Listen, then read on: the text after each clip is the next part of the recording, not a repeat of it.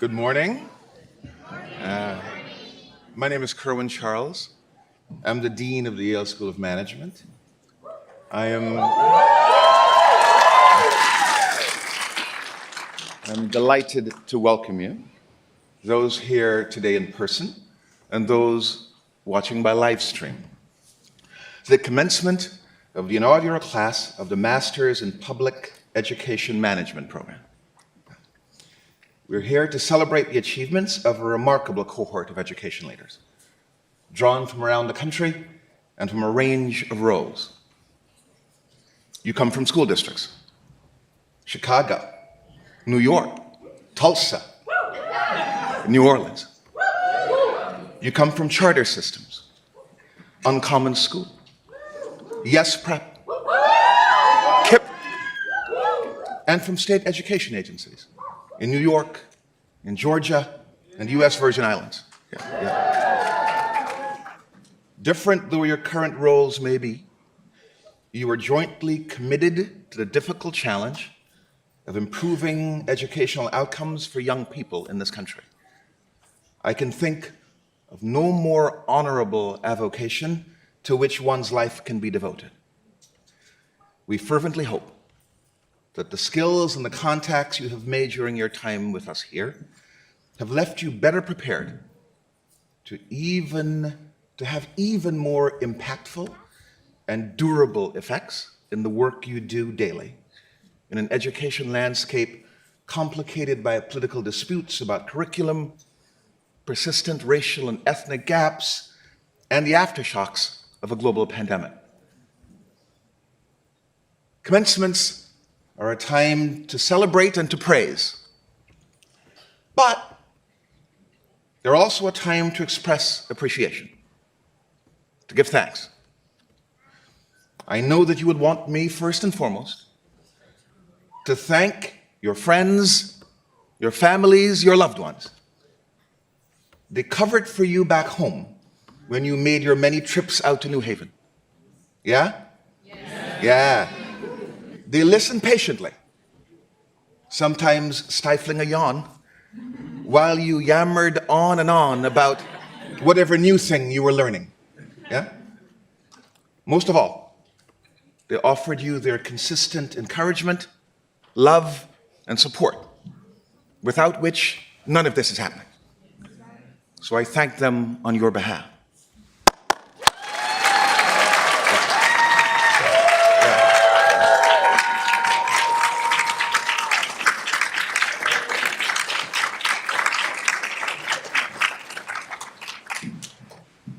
Setting up and executing a new degree program is no easy feat. Difficult tasks lay at every side. Applications had to be carefully reviewed and sifted to ensure an excellent first class. A completely original curriculum, consistent with SOM's insistence on seriousness and excellence, had to be conceived and then delivered by the faculty. And what about the logistical challenges? The challenges of accommodation and transportation and all of it. I know that you would like me to also thank, and I join you in thanking, the many persons at the school whose work has made this day possible.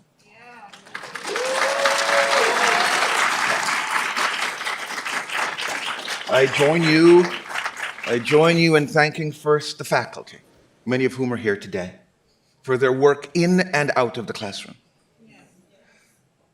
I know you wish me to thank the staff, drawn from many teams across the school, whose work, much of it behind the scenes, has allowed things to operate seamlessly.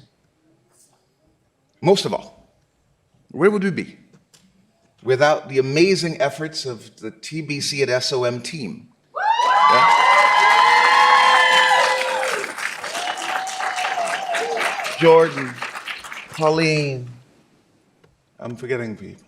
It's an amazing team. But most of all, I want to thank on that team the amazing, incredible, unbelievable Hansul Kang.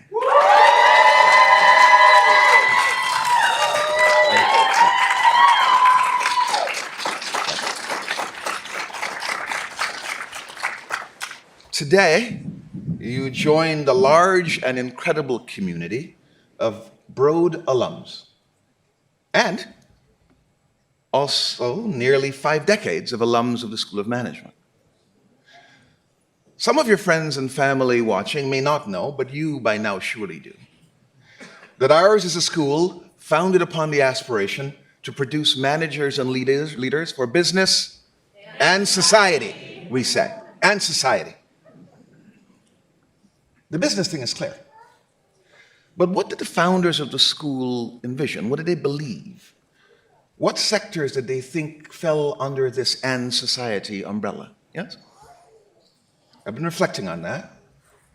And last night, I reread the remarks made by the keynote speaker at the school's first convocation, the very first convocation the school ever had. His name was Bill Beinecke. And Mr. Beinecke, you remember we gathered, where we gathered today? Where we gathered? In front of Beinecke, but yeah, same guy. Yeah. Mr. Beinecke was a member of the Yale Corporation, in which capacity he played a massive role in the establishment of our school, which has over the years benefited immeasurably from his and his family's generosity.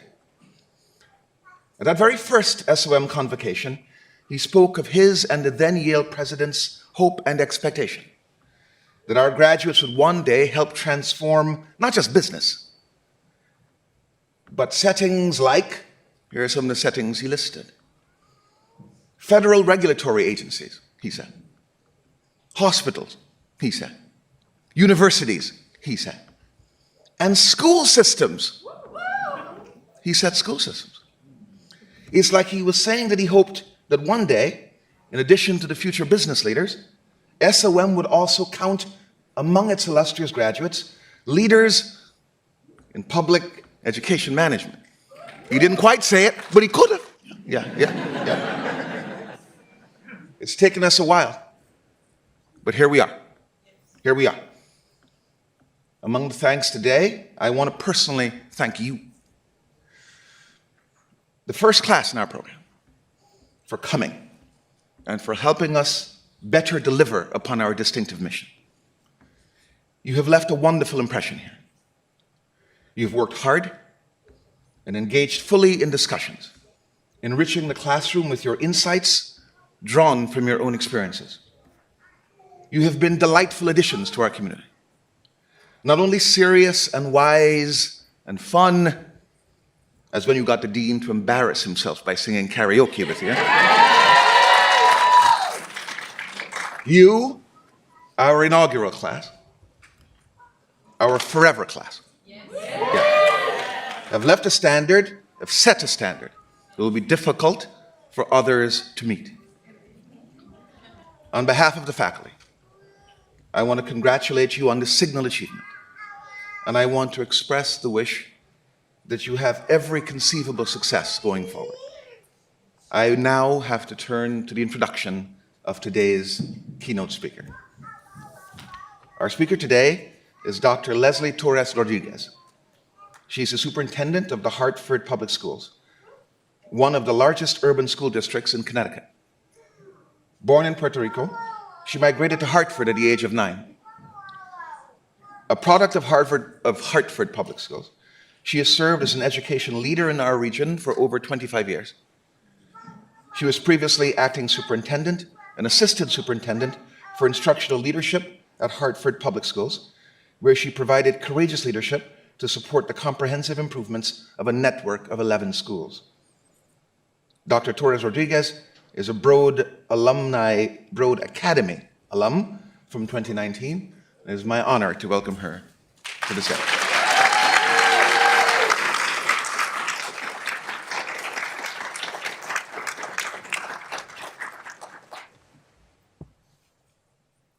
Thank you, Dean Charles. Good morning, everyone. I am truly honored to deliver these remarks today. Thank you for this opportunity to sit beside this distinguished faculty, and to stand before the class, this inaugural class. As a mother of 2 boys, including one in college, I know that accomplishments like the ones that are being celebrated today don't happen in a vacuum or overnight. There are almost always twists and turns and challenges to be met, but you have mastered them. So to the families and friends, thank you for supporting our leaders. To this inaugural class, you should be extremely proud. Before you entered this program, you already had emerged as leaders in your respective communities all over the country. And now you can add this accomplishment to your impressive resumes. Being a member of an inaugural class is exciting and transformative, not just for you all, but for the other aspiring leaders that will come after you. As leaders in education, you will be tasked with designing, executing a wide range of initiatives to serve your communities.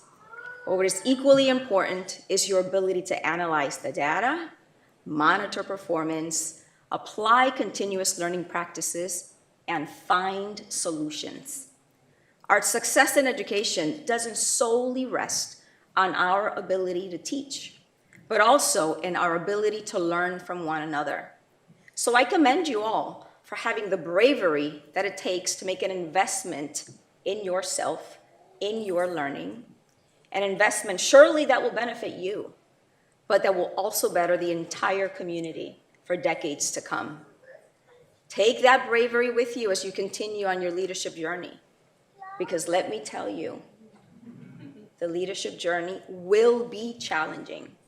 It will be complicated, and at times, incredibly frustrating. And that journey is the most important, rewarding journey one can take, especially at this critical time in the history of public education. For example, Connecticut's worst in the nation achievement gap continues to affect some of our state's most complicated education issues.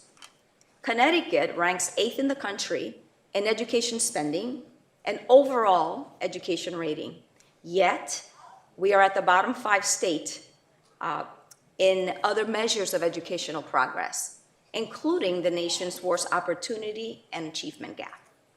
Right now, there are more than 100,000 young adults, 18 to 25-year-olds statewide, that are neither in the workforce nor in school. And compared to the state rate, literacy rates in urban centers are significantly lower for students who need accommodations and for students who are multilingual learners. There's a lot of hard work happening across the state to address those gaps.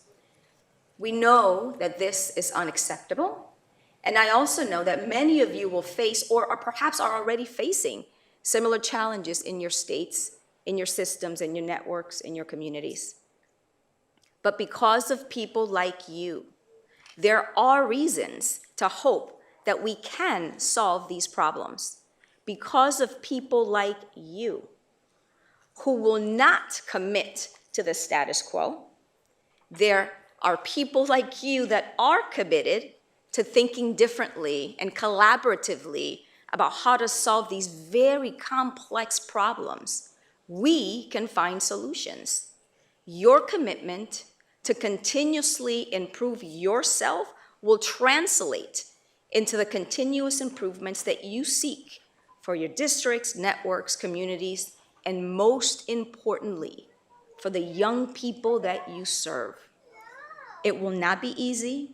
Addressing systemic inequities is messy, is complex, and oftentimes slow-moving work.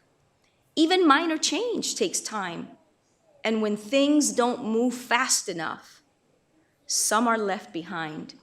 And that, I know, is heartbreakingly frustrating. But we will keep working towards solutions. We must bridge the access and opportunity gaps because students and their futures are in our hands, and we will never give up because the gaps that start in the classroom grows worse, not better, as students progress through the grades and into society. We know from the hard data, and we know from direct student voice that traditional academic models are not necessarily designed in a way that helps our most vulnerable and marginalized students to succeed.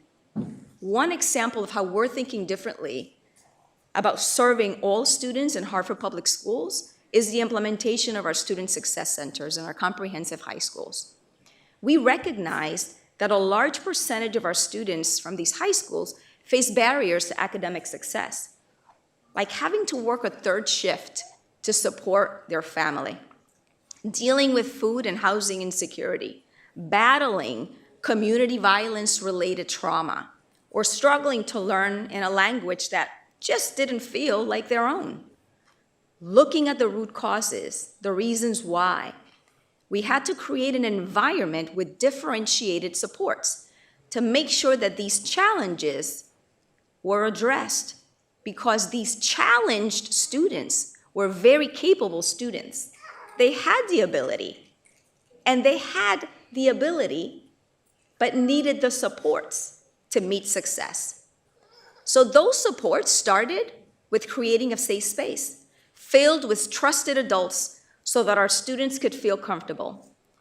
These were young people who were academically behind, but oftentimes they felt that they were being taken for granted.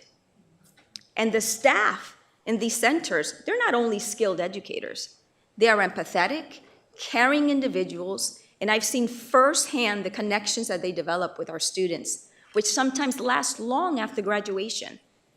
This is important because we wanted our students to have adults that they could go to for help academically, but also adults with whom they could speak candidly about their personal obstacles, allowing them to feel seen, heard, and cared for was among the first steps.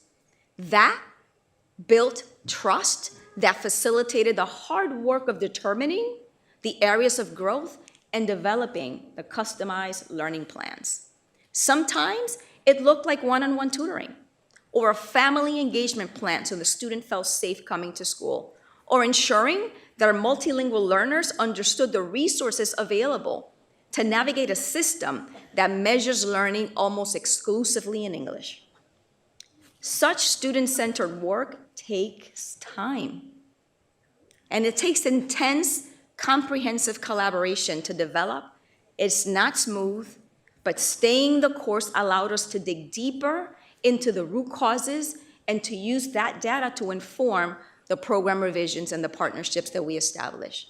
So the impact of that work over 3 years, over 500 students now have graduated high school that may not have had that opportunity. And so to bring the student voice into this space, students like Mayoa, who moved to this country at the age of 7 and faced tremendous challenges, including a lack of connection to a strong Karen community. After getting supports to overcome mental health challenges and family issues, she is the first person that has graduated from her family, a high school graduate. Or Joelle, who moved to this country from Jamaica 3 years ago with his father, who was incarcerated shortly thereafter. Access to the Success Center led to recovering a few credits, but after digging deeper, we were able to realize the true extent of the challenges that he was facing. He became the captain of his soccer team. He became the first person in his family to graduate high school and is now enrolled in the armed forces. And an undocumented student that I will call Joanna, whose mother was deported 3 years ago and whose father's decisions led to tremendous instability for her family, so much so that she was on the brink of dropping out. The individualized plan definitely led to her credit recovery, but most importantly, it led to Joanna developing a deep sense of connection and agency within her community and led her to complete her high school diploma and pursue post-secondary education. So I am passionate about these stories because my story is similar. 9 years old when I moved from Puerto Rico to a small, cramped one-bedroom apartment in Hartford. Very afraid to go to school, spoke very little English, at times wondering what the next meal would be, where the next meal would be, and the safety of my home. I met my first teacher who happened to be a Latina, and I admired this woman. I saw myself in her, and before you knew it, I knew that I wanted to be an educator. I struggled with my environment and the new language, but as I reflect back now, the teachers and the mentors that I had in the school system, I can now say that they shaped me as a person, as an educator, a leader, and now the superintendent of the very system that developed me.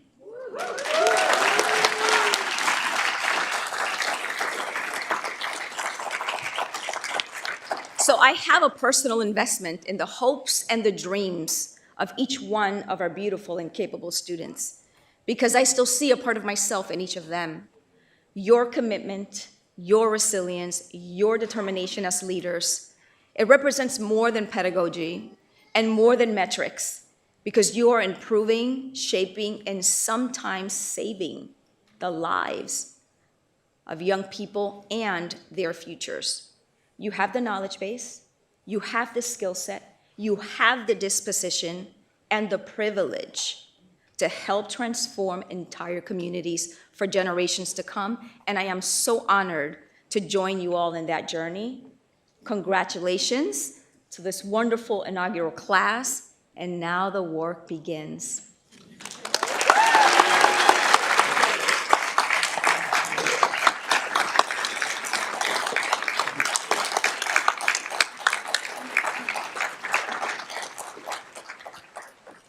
Thank you so much for these beautiful words, Dr. Torres Rodriguez. And we'll now hear from our first student speaker, Sharika Bolden.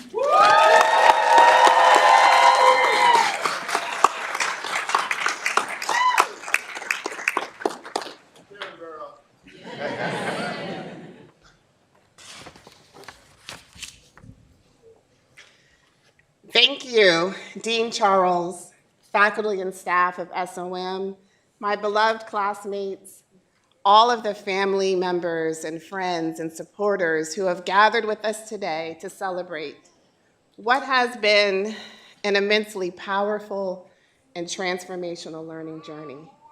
Thank you for your support and for this opportunity to speak and share just a few brief words with you this morning.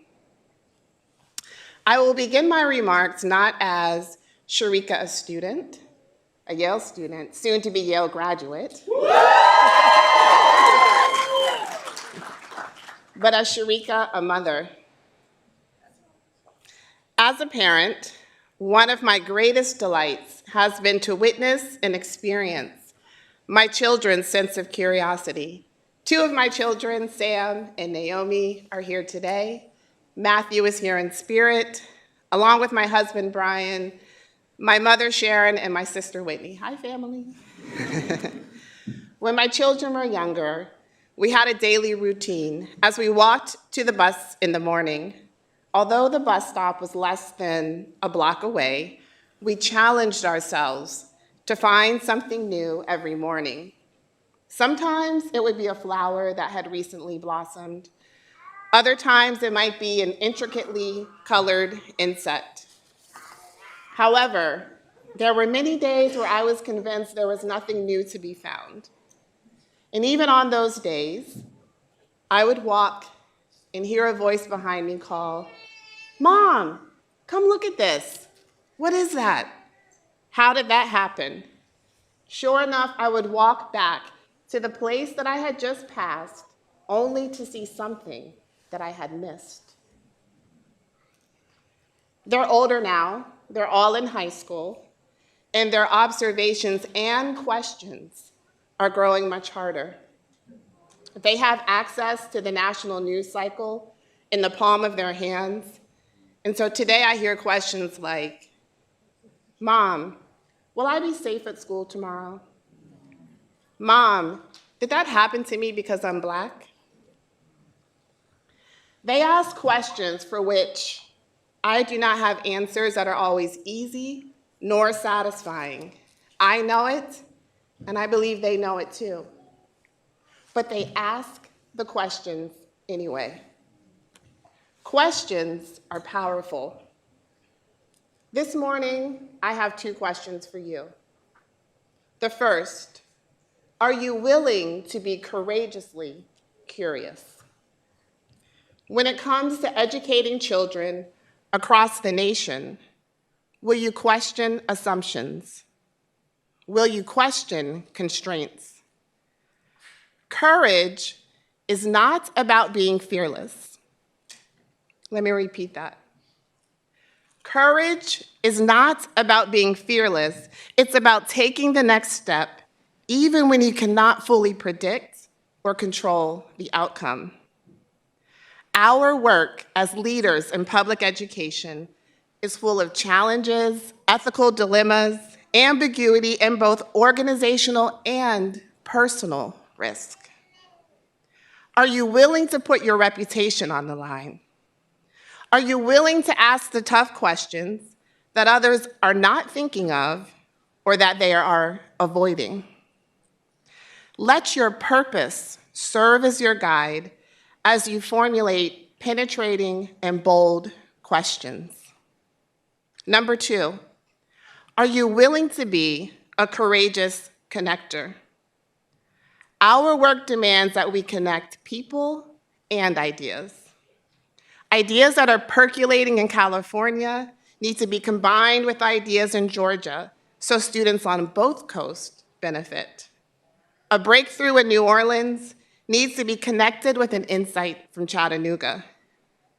Keep connecting management science to education. Keep learning and embrace intellectual humility. Resist the urge to succumb to organizational inertia that will make you believe that you are too busy to be connected. And as I close, I will note that researchers say children, when in their healthiest states, are inquisitive and curious. For your organizational health, for your community health, for your own health, amplify curiosity, amplify connections, amplify courage. For my own children, though the questions that they are raising are increasingly rough, I hope they never stop asking questions and pressing for answers. A single insight, a single idea can change the course of action for a school, a district, a nation. Notice how systems are working. Wonder about new possibilities. Press for answers. Use your networks to build solutions. Try something. Notice what happens. Repeat the cycle. Are you willing to be courageously curious? Are you willing to be a courageous connector? Inaugural cohort, and everyone under the sound of my voice, and those that are watching, let's flip some tables together.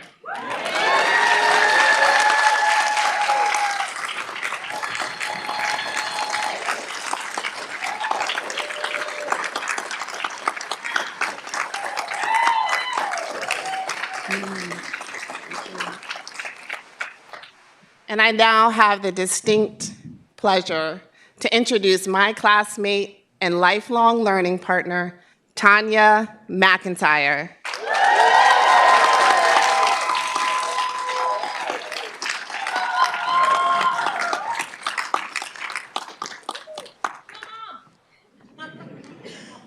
Before I begin, I should say I didn't tell my family I was speaking today. So Uncle Earl, Aunt Rose, Rhonda, Michael, Cassidy, I don't know where you are, Sabrina, Kathy, Camden, Danye, Tracy, they're here somewhere, so hey guys. I give reverence and honor to God for this opportunity. I thank him for his grace and his mercy. To Dean Kerwin, Hansel, David, the TBC team, Sarah, our professors, our guest lecturers, our capstone advisors, thank you. Thank you for investing your time, your energy, and your knowledge on us. To our families and friends gathered here and online, thank you so much for your love and your support, without which we would not be here. To this amazing cohort, thank you for this honor. I am humbled and deeply grateful to have the opportunity to learn with you and from you. And a special personal thanks to Don Kennedy, Jackie Haynes, Bill Brigman, Sherry Abel, Emily Woody, and the person who started me on my Broad journey, Broad alum Carolyn Belcher. I would like to thank each of you for going above and beyond for me, for removing barriers, making a path, speaking my name in rooms when I was not present. I am grateful for your willingness to invest in my life and influence my leadership. As I begin, I want you to know who the members of the TBM class of 2023 are. I am Tanya. I am the daughter of Gladys and the late John McIntyre. I'm the sister to Kathy, the auntie to Danye and Camden, and the mom to the brilliant and beautiful Sabrina. I am extremely grateful to join this cohort with 29 of the most incredible, thoughtful, and impactful leaders I have ever met. I invite each of you to stand when I call your name. And don't make me come over there, stand up. We have Chicago's own Sabrina.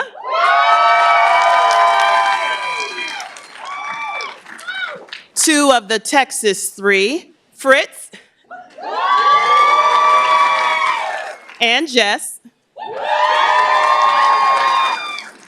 Always giving brotherly love, there is Brandon and Linda. The absolutely uncommon Brendan and Rob. We have the quiet but mighty Stephanie and Lysandra. And yes, you are worthy of every good thing, Tia. And yes, Jesse probably does have a coffee cup in his hand. And telling the truth with love is Michael. And creating space online is our dear cohort member, Shannon. Controlling the controllables is Sean.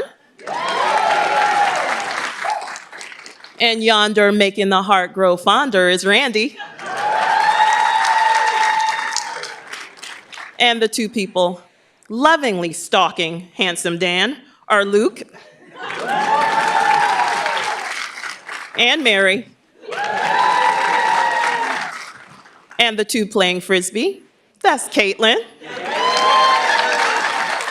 and Nate.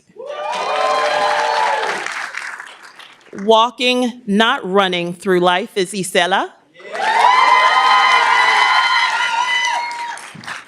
And representing the Black boys in New Orleans is Aaron. And intentionally shaping her environment is Maggie. Lighting up the room with her smile is Tori. And it is pronounced Nafifa.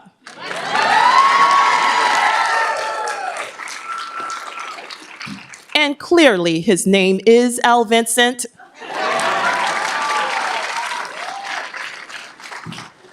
And may I exclaim for one and all to know that Joy Unbounded is the best day team. And I thank you, Emily,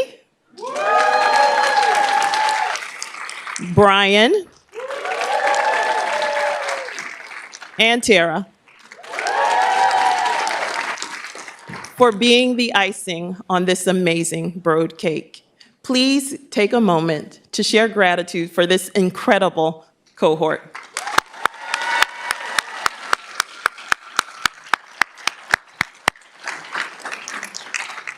One of our cohort norms is what's said here stays here, what's learned here leaves here. Today, I will do my best to answer the question, what will be leaving here with us?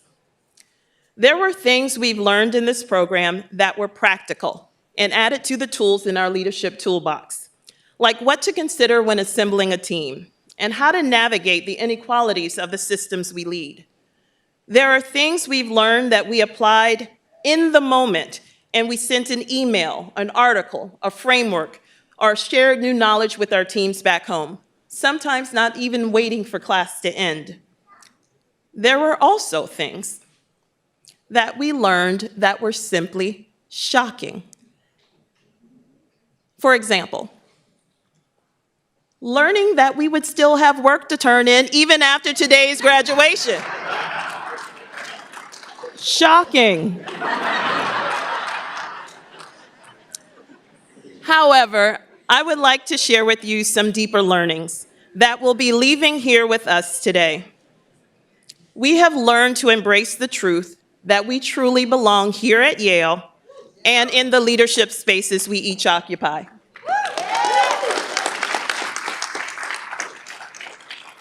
We have learned through our journal writings and our reflections that if we did not bring our full best selves to our work, our impact would not be as great and our communities would not be as rich.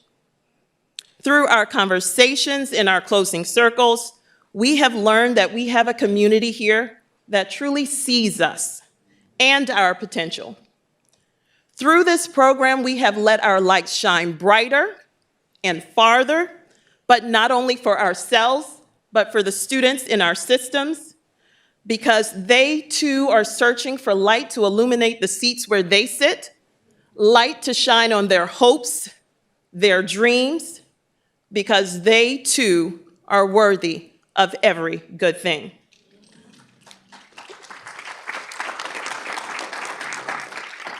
We were reminded here that challenging systems, even those designed to focus on equity, is the work of all of us, not just those of us blessed with the gift of melanin.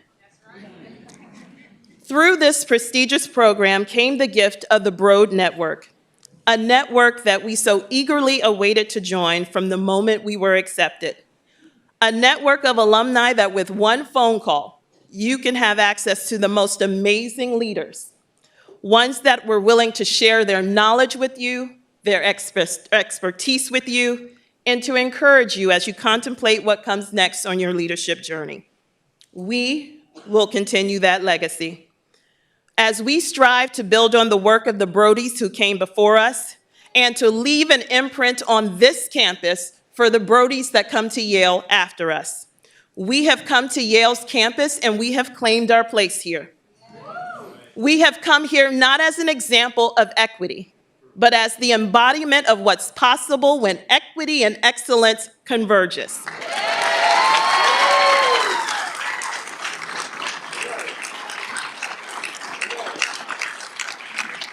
Leaving a legacy that is defined with a deep sense of purpose and commitment. Leaving a legacy of unwavering support and compassion. Leaving a legacy built upon sharing our strengths, but also welcoming opportunities for growth. I cannot wait to see how the learning we take from here changes our systems, our country, and even our world. Thank you and congratulations to the class of 2023.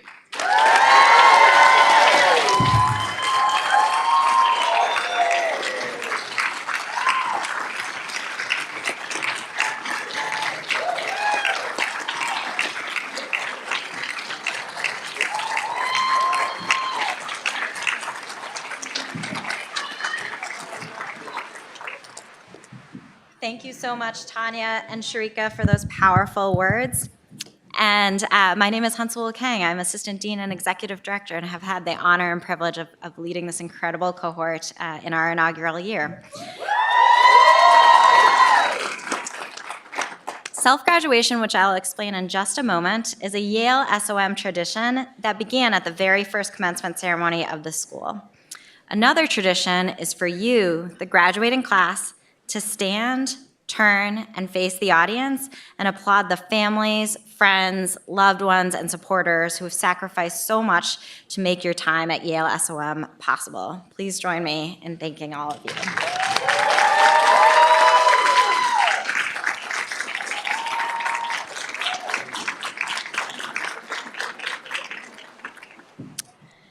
Self-graduation is a tradition here at Yale SOM, where our graduates announce the names of their classmates in lieu of a more traditional roll call.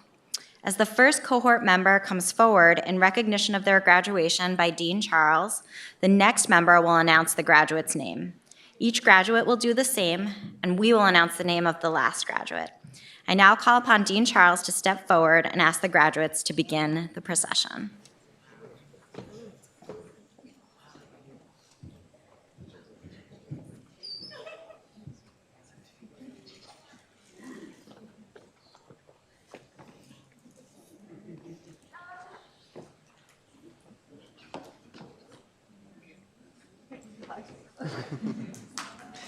Emily Allegrati.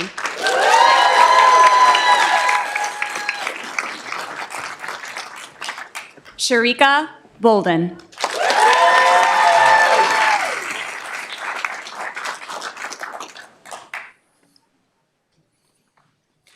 Victoria Brett.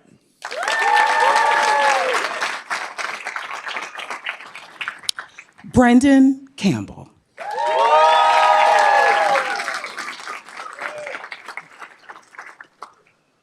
Nathifa Carmichael.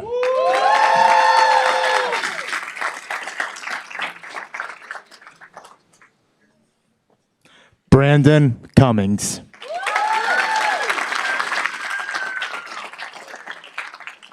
Brian Darrow.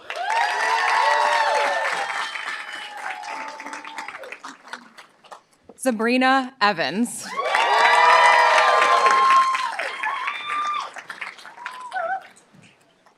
Linda Faber.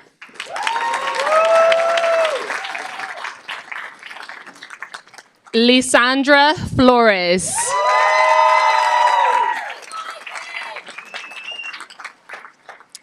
Ashley Fritz.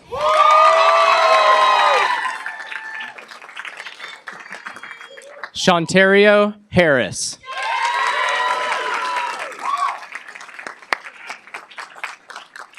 Luke Hostetter.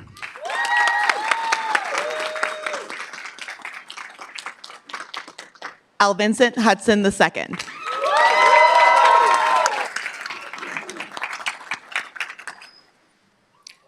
Tara Jones.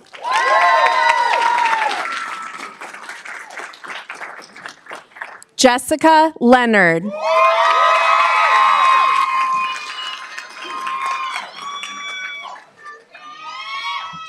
Tia Leone.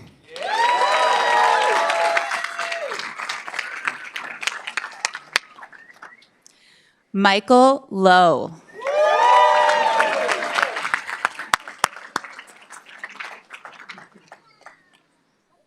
Stephanie Lowenthal Savvy.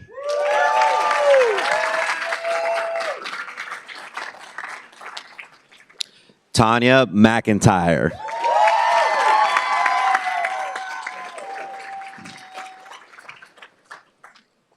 Jesse Melgares.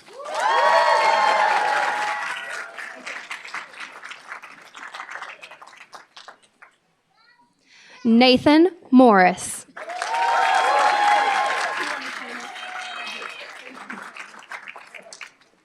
Mary Nashwood.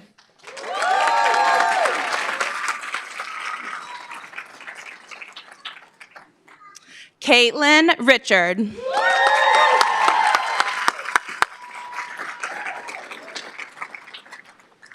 Maggie Riddell.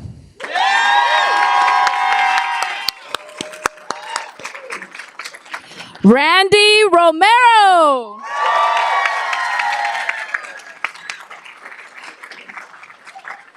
Isela Santiago.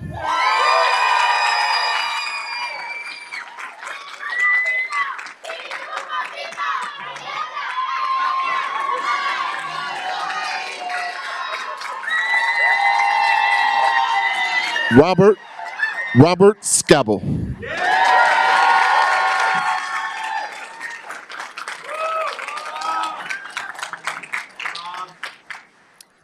Aaron Walker III.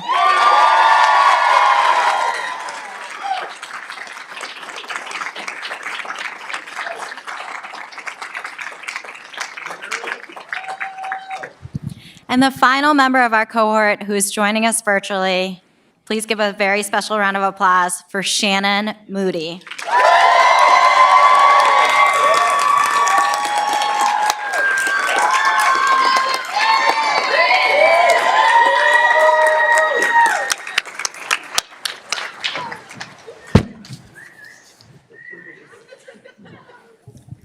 Congratulations, graduates. We are so honored to celebrate each of you today. It's been our pride and our joy to get to support you and learn alongside you on this journey. So just by way of instruction, in a few minutes, the stage party will retire, followed by the faculty and then the graduates, so that we can all enjoy lunch together and celebrate. We ask guests to stay clear of the walkway until the end and then to join us outside for the celebration. This concludes our ceremony. Congratulations once again to our first and our forever cohort.